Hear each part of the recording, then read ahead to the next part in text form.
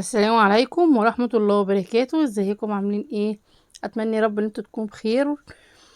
اه احنا الايام دي مش عارفين احنا الدنيا صيف ولا شتاء.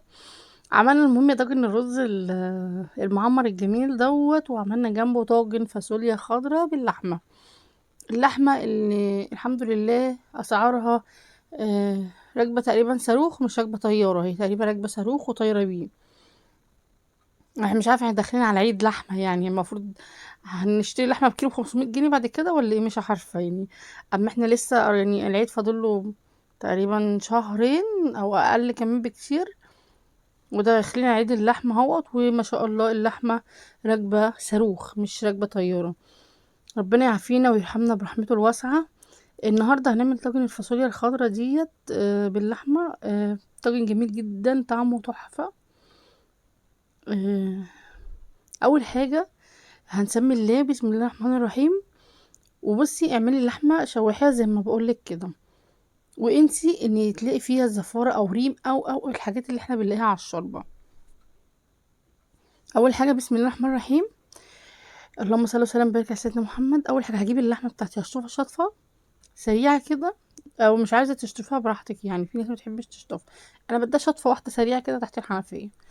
أه وهجيب بقى معلقه سمنه بلدي اسيحها كويس جدا، وبعد كده انزل عليها اول ما تسخن معايا، هنزل عليها بقطع اللحمه كده، هديها صدمه. انا عايزه الصدمه تبقى قويه بتاعتها، يعني عايزه اللحمه سوري السمنه تبقى سخنه جامد، بحيث ان انا اول ما انزل باللحمه تعمل معايا صدمه كويسه.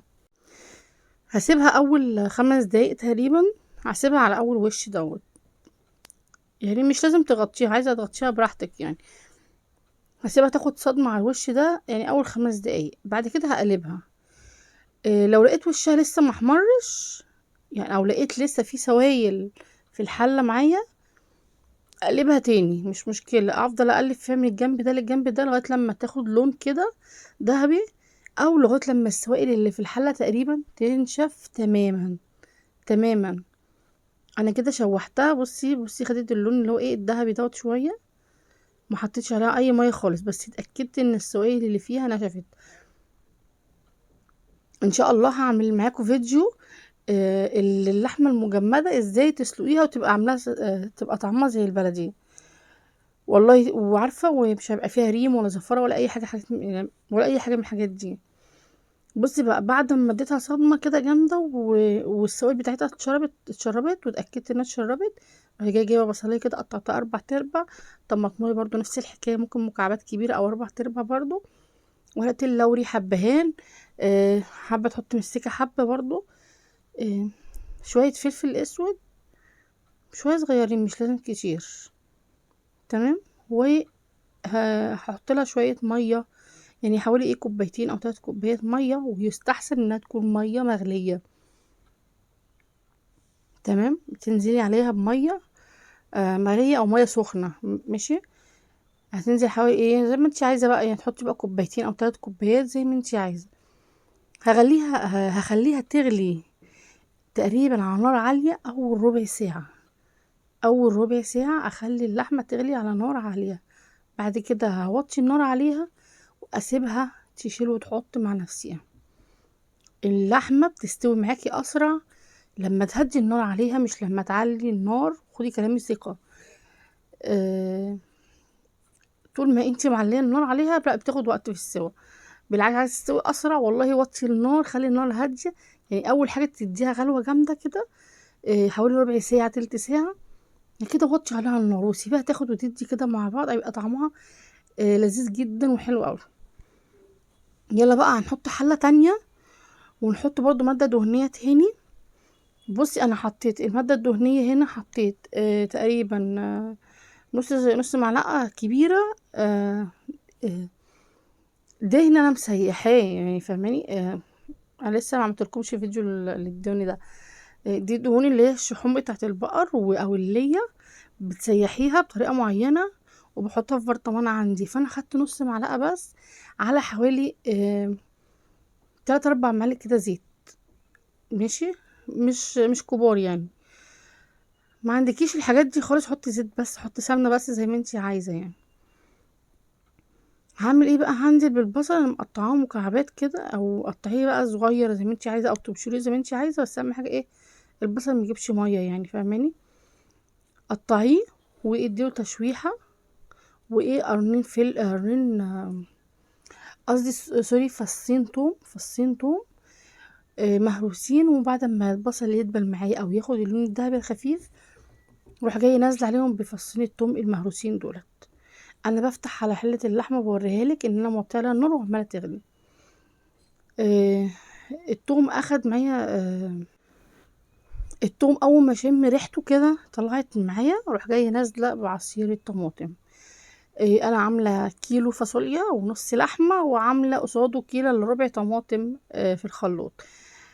ما بحبش احط صلصه، انا بحب احط طماطم كده فريش، اكون ايه ضربها في الخلاط، حبه تصفيها، حبه مش حبه عادي يعني. بس انت لو عايزه يعني المذاق يبقى احلى واطعم ممكن تصفيها.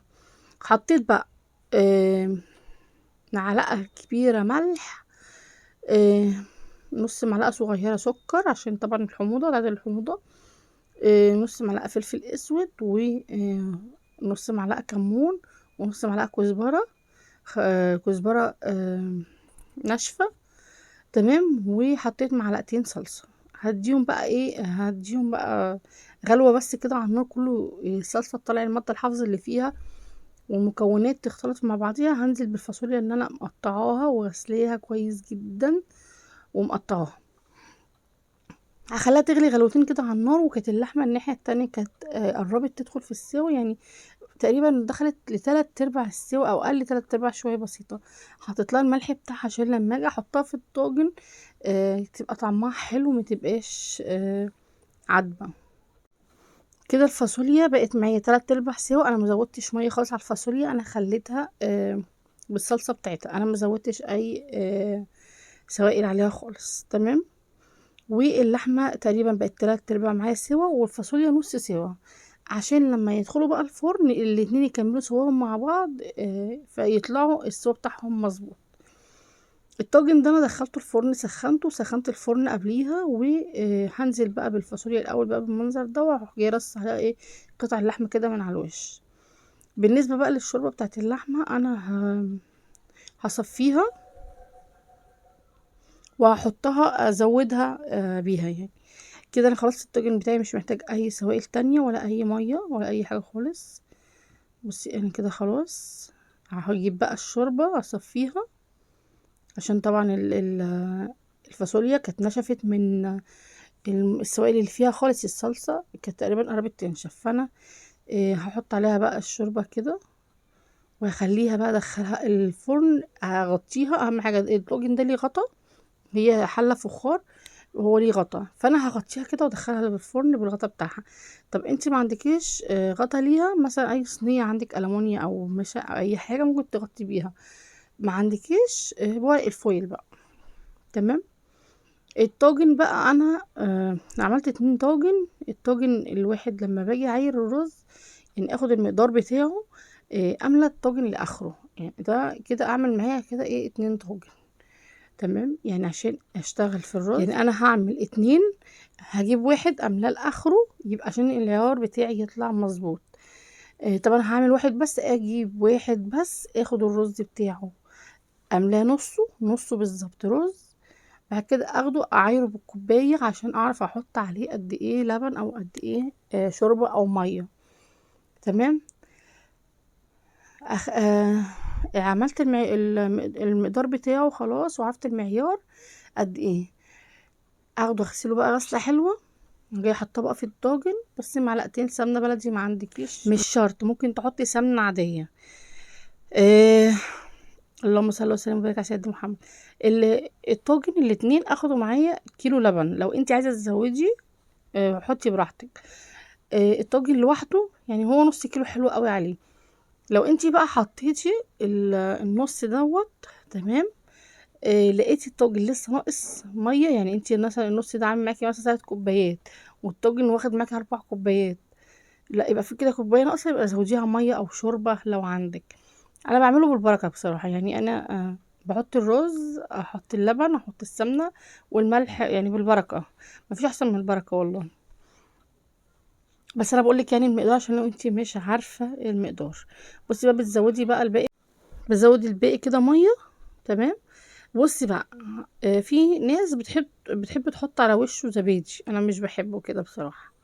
تمام. يعني ممكن تجيبي بعد ما تخلصي بقى الموال ده كله، جايه حاطه على وشه كده ايه، زبدية كده او معلقتين زبادي. لا انا مش بحب كده. انا احب ايه بقى، لو انت عندك وش لبن حطي، عندك كريمه حطي، عندك قشطه حطي، شوفي انت عندك ايه حطي، ما عندكيش اعملي زي ما انا بقولك كده، وهيطلع زي الفل، وهيطلع جميل جدا. آه، اهم حاجه الفرن يبقى شغال، ناره عاليه، اعلى درجه حراره، عشان اول ما يخش معاكي الفرن يشيل على طول، يعني ايه، يغلي بسرعه معاكي. وفي حاجه كمان صحيح، لو انت عايزه الرز مثلا يغلي معاكي بسرعه في الفرن، اغلي اللبن او سخنيه، خلي اللبن سخن، هيغلي معاكي اسرع يعني في الفرن. لكن لو انت مسخنه الفرن كويس جدا ودرجه الحراره بتاعته مظبوطه، يعني قبل ما تشتغلي فيه كده وتغسليه، لا شغلي الفرن وعليه على الاخر، بحيث انك لما تدخليه هيغلي معاكي على طول وهيبقى جميل جدا. ده كده اكلنا بعد ما طلع. بصي دي شكل الفاصوليا على فكره، البريم التاني بتاع الرز، الطاجن التاني يعني. بألف هنا وشفا، كانوا جعانين بقى، فانا غرفته واكلته يعني. يعني ده منظر الطاجن. ده التاني قلت اوريهولكوا. وده كده طاجن الفاصوليا بتاعنا اللي باللحمه. اتمنى يا رب ان يكون الفيديو عجبكم. متنسونيش بقى سبسكرايب للقناه ولايك، واتمنى ان انتوا تكونوا استفدتوا مني، والسلام عليكم ورحمه الله وبركاته.